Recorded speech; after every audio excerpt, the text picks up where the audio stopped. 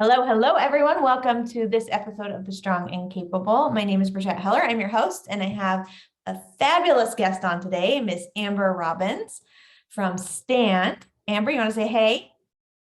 Hello, it's nice to be with you today, Brigitte, and your audience. Yes, I'm so happy to be with you this morning. I was thinking about you as I was prepping and getting ready. Maybe it's just the last name. You've got Mel Robbins, and you've got Tony Robbins, and now you've got Amber. No pressure. No pressure. She's coming onto the stage. But your mission is really important and it's different. You're not just out there motivating people. You're educating and you're teaching and you have a passion. And what you're educating and motivating about is bullying because you've experienced intense aggression and bullying in your life. Do you want to share a little bit of your story with the audience today? Certainly. So I am a middle-aged woman who was never bullied at all as a child. I was a straight A student, 4.0 student, little nerdy, but had friends, a little shy, but was never bullied. And so coming into middle-aged years, I had a run-in with a narcissistic bully that I didn't realize that's who and what she was, who, when I stood up to her for bullying other women, turned on me, which is really, when I've studied this, what the biggest reason people don't be upstanders for is they fear retaliation. And that is exactly what happened to me. This woman then got her entire extended family and community involved in harassing and stalking me and my family. And we moved and got a PO box and hid. And unfortunately, with the online world that we live in, it did not end. And so this situation really opened my eyes to what some of our children and teens are facing today. And so I decided to go back to graduate school to get a master's of education in school counseling for the sole purpose of creating these bully prevention intervention programs. And what I didn't realize when I enrolled in school a few years ago was that this situation would continue for almost 6 years.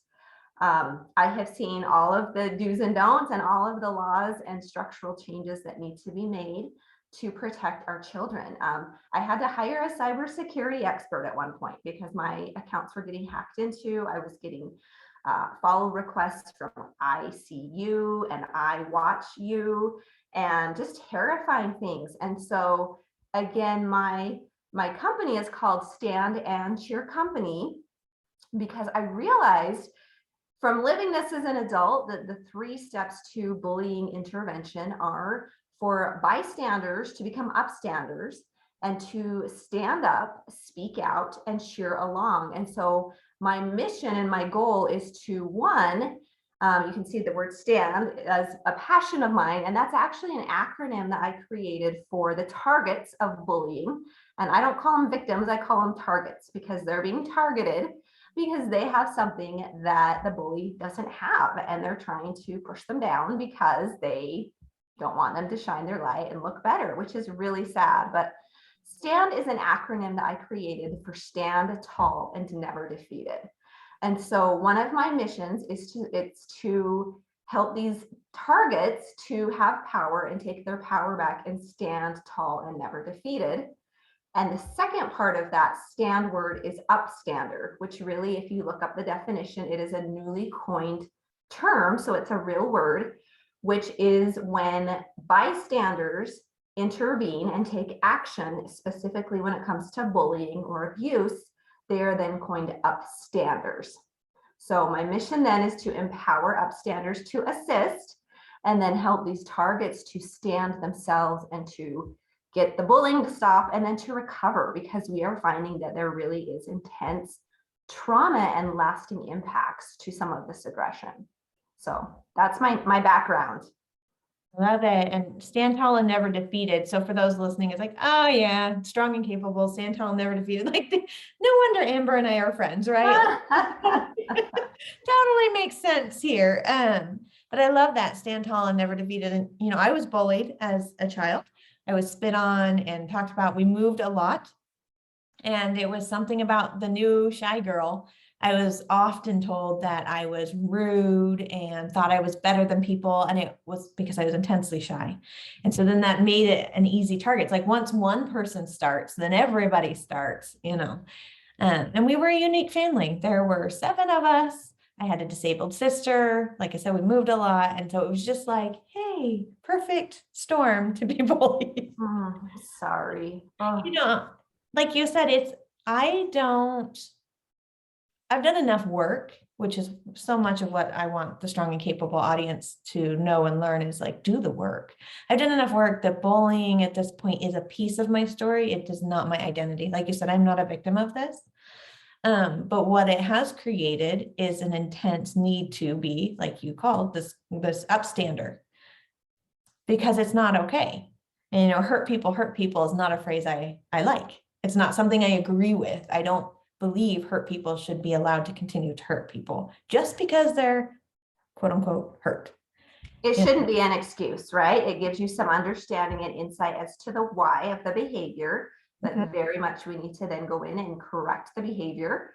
Yep. Bullying is a learned behavior, right? People are not born bullies. It is a learned behavior, which is bad news, but the good news is it can be relearned. And that's really kind of part of my focus as well, is it's not okay. Mm-mm. Yeah, it's not okay. And that's the first thing is, like you said, standing up and saying, wait, this is not okay. As a society, we are not willing to do this anymore, allow this anymore, not in the workplace, not in homes, not in schools, not anywhere, because not in churches. I mean, it's everywhere. Bullying really is everywhere. And it's been used as a tool to pull one person up while pushing the others down. And, that is just, oh, hurts my heart on so many levels. So when you reached out to me, Amber, one of the things I loved is I already know what you're doing and I know how impactful it is. And you said, I kind of want to talk about bullying yourself and what that looks like. And in this year of the strong and capable transformation, this is such a key piece to transforming your life, is to stand up, stand tall and determined, right? What is it? Stand tall and Never defeated. never defeated. Thank you. I had it written down earlier and I cleaned my desk. So stand tall and never defeated. But how do you do that within yourself?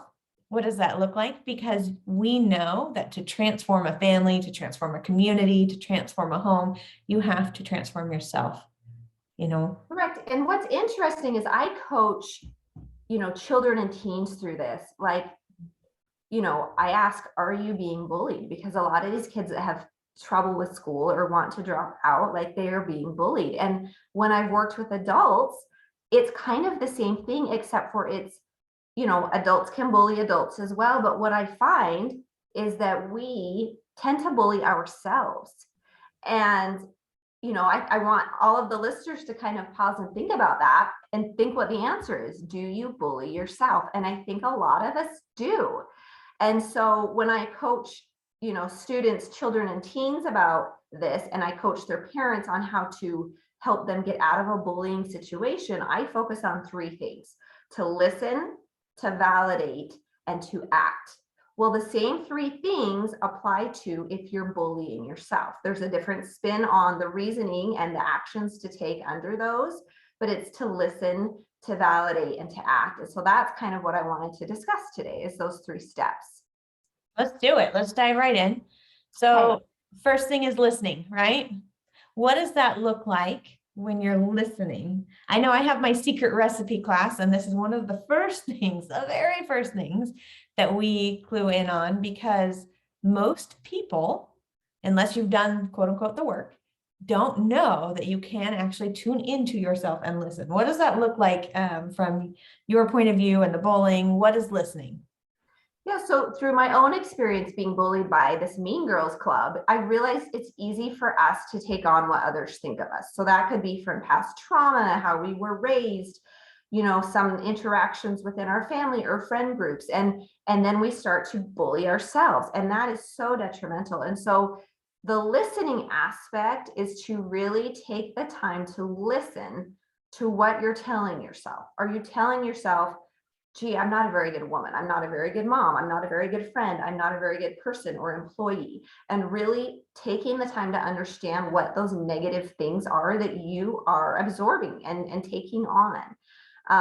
And then I think it's really important in the listening aspect as well, is to acknowledge or try to understand where those voices are coming from. So is it from childhood? Is it from a past employer? Is it from a family relationship or a spouse?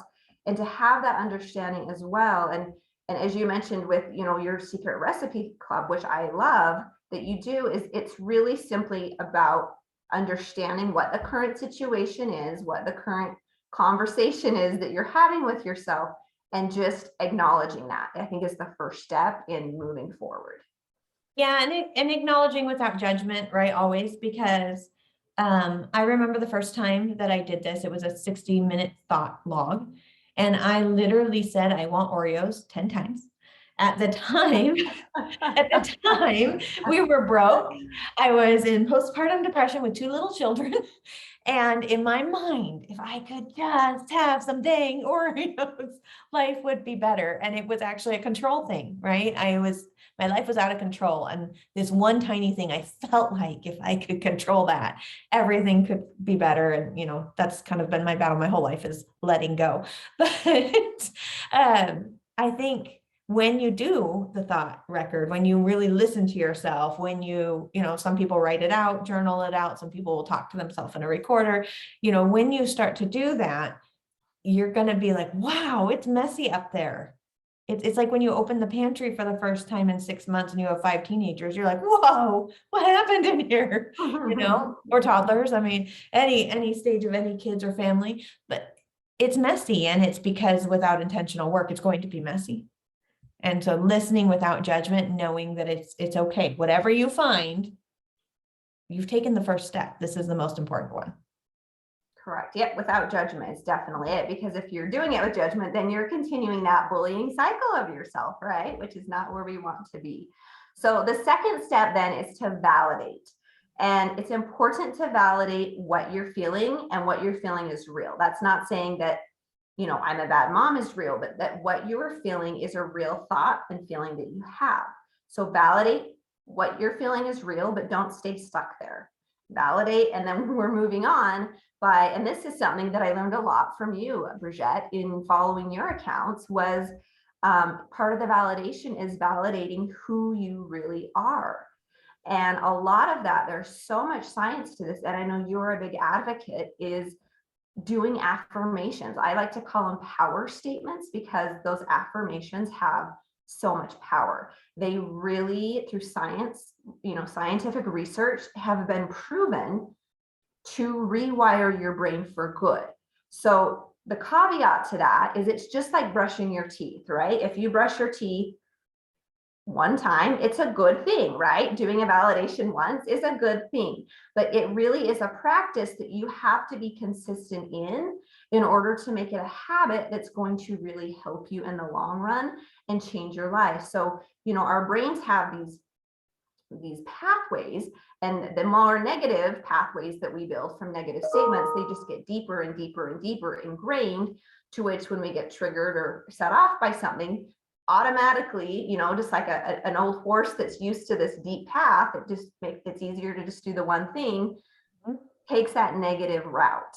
And so by rebuilding or rewiring, recreating these new paths that are positive, affirmations are a big part in doing that, so that when we get triggered or have negative experiences with someone, our first instinct, and it takes a lot of work at first, is to go down a positive route with an affirmation of who you really are and what you really are capable of, strong and capable, and helping us to feel better about ourselves and see ourselves for who we really are.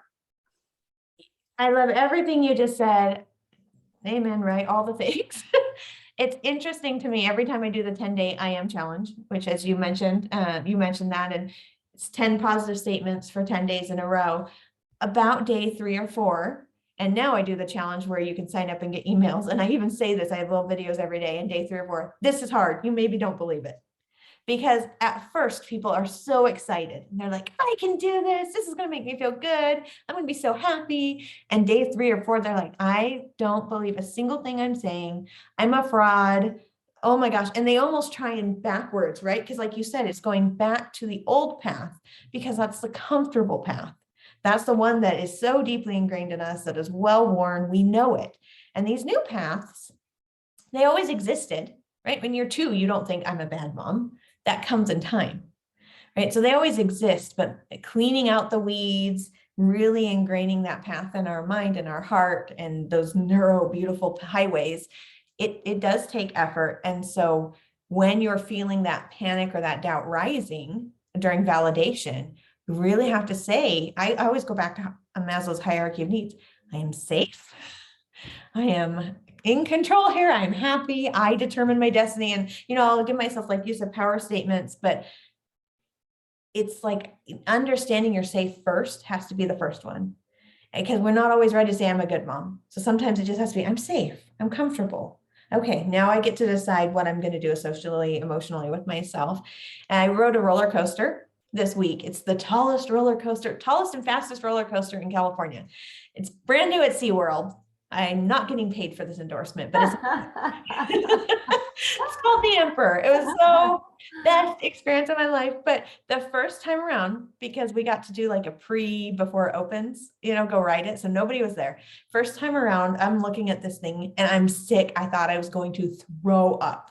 Oh my gosh, throw up. So I decide no first row, because the first row, they have you hang over the edge before they drop you. And it's a floor. There's a point to all this, I promise. So I get on the second row. I have this sweet person next to me and she says, girl, you got this. This is amazing. It's going to be amazing. That's the best ride. I've been doing this for an hour. I was like, what? So that's so good. Her positive energy and validation meant everything to me. And so I thought, okay, she's right. I got this. And I started, I am safe.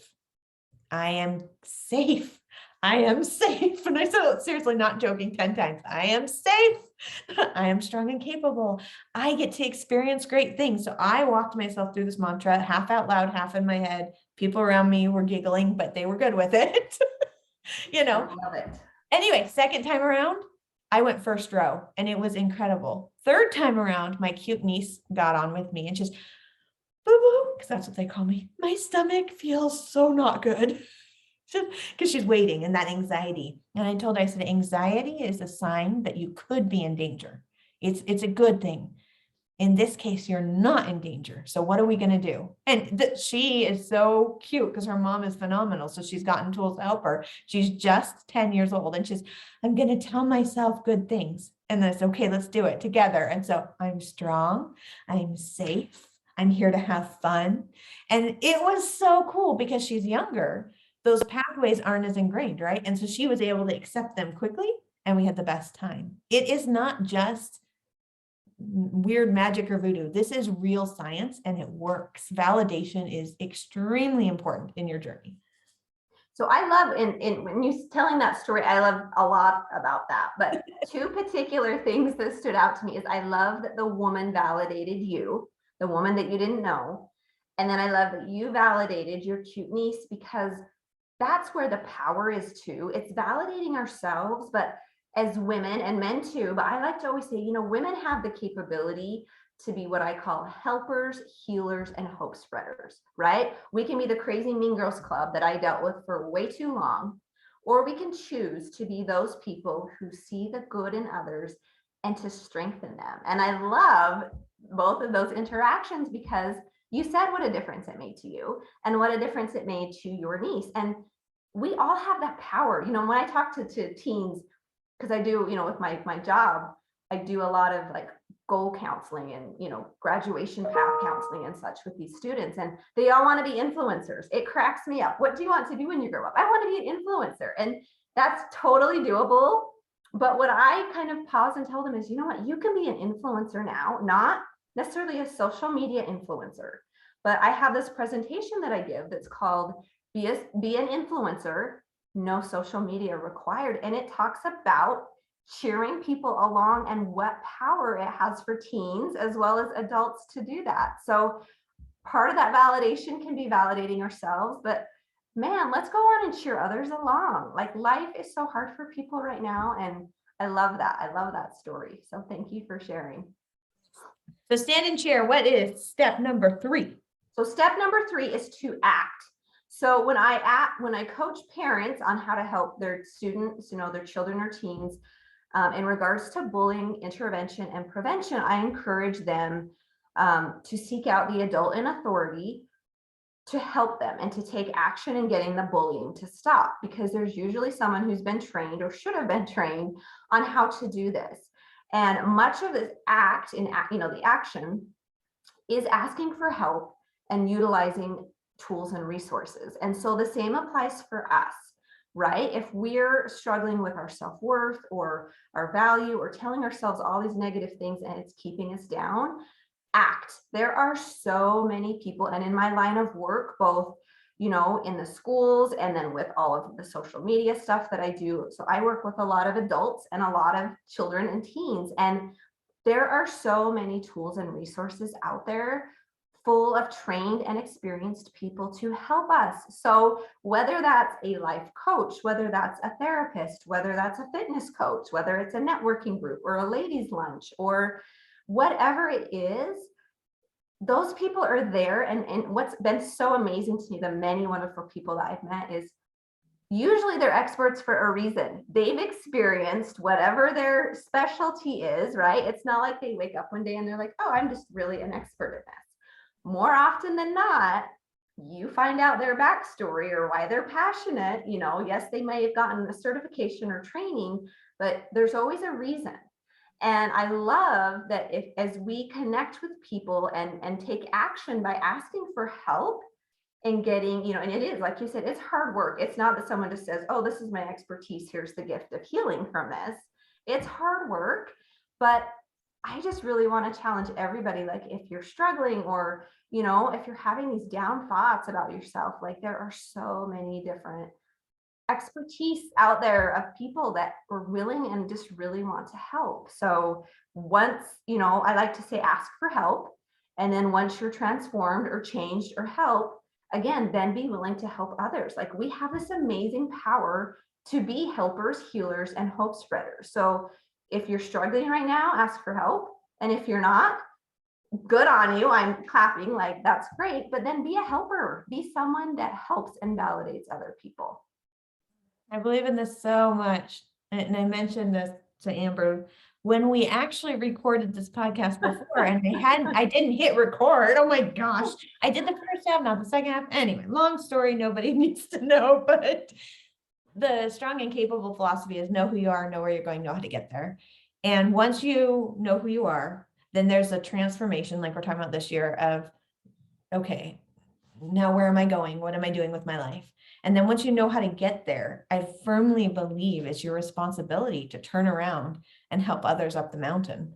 That it is what we're meant to do, is to not only transform and become the person we need to become in service to ourselves and the world, but we have a duty to help others as well. And when you hit that victory moment, when you can look back and go, whoa, this was horrible, but I've learned so much and I've overcome so much and I am strong and I'm amazing. Like when you reach that, I hope that everyone has that push in their heart to go around, go, and just like you have, that's what your journey's been about. And also I like to tell people, pay attention to when you're getting help, where their education comes from, who are their mentors, look at that really closely. And thirdly, don't be discouraged. I know in the counseling world, if your first counselor is not the right fit, that doesn't mean counseling is not for you. It's just maybe not the right personality match or, different things, techniques that you don't appreciate or work for you. Keep trying, don't give up, and you will find the things that help you. So, because there's so many modalities out there that this is like trying carrots one way and saying, I hate carrots. There are so many ways to have carrots. I like carrots and cake. That's about it. Me too. Like the point is, try it many different ways. So Amber, as we head into honestly wrapping up the school year, which I feel like is a big time of bullying, because when bullies get stressed, they lash out, and bullying ourselves, when we get stressed out, we lash out. What are some of your tips for finding, I guess, the grace? Like we talked about, listen and validate, but when you're struggling, what's the next best thing? When you're struggling to do that, what would be the next best thing for people to start on this journey, do you think? I have really learned both in my own life and then in working with so many people is, again, find the helpers. So when I love there's a big quote out there that's really popular that's by Fred Rogers, right? Mr. Rogers, where it says, he says, when I was a boy and I would see scary things in the news, my mother would always say to me, look for the helpers. You will always find the people that are helping. And I just, as we're struggling or trying to find the grace ourselves, I think it's so important to find someone who because I have the STAND acronym, I always say, like, if I know one of my friends is struggling, I will reach out to them and I will say, I stand with you and I'm cheering you along. And because people did that to me in different ways, and it really changed my life in some of my darkest hours through this experience. And so as you're seeking that validation or struggling, look for and latch onto those people who have your back and are standing with you. And as you say, realize that you're strong and capable, even if you don't see it right now, because there are, hopelessness is something that is just prevalent today, and it breaks my heart. But that's where people get into trauma and suicide ideation and hopelessness. And if you can provide any hope for someone, do it. Or if you need hope, seek out the people who will help provide that hope for you. It's life-changing. It's life-changing. Love that. And as a helper, providing that hope, the main way you can provide that hope, as they say in mental health first aid, which I know you're mental health first aid certified, is that listening and validating is the most important thing you can do for anyone. So if you're on the helper side, the first thing you can do is just listen, and don't try and fix immediately or anything like that. Just listen and let them know their feelings are valid, and then find help. Thank you, Amber, so much. How can people find you? Because I know I can think of like 10 people off the top of my head that need you right now. So how can people find you? So yeah, so I have a website. So again, my company, I have a couple, but the one for bullying intervention prevention is called S.T.A.N.D and Cheer Co. And so I have Instagram and websites accounts under those names. I have a cool stand shop that has a whole bunch of stand gear, from stickers to hats to shirts. It's really fun. So check that out. And then I also have an account that's called Amber Robbins Stands that has just strengthening tools, resources for families, for strengthening families and teens is my passion. So that's it. I love it. And of course, we'll put all of those things in the bio because I have all the links. So that will be in the bio and on the blog and on the Instagram and all the things. So you can find her through there as well. Thank you so much, Amber, for coming on. Thanks, Bridget.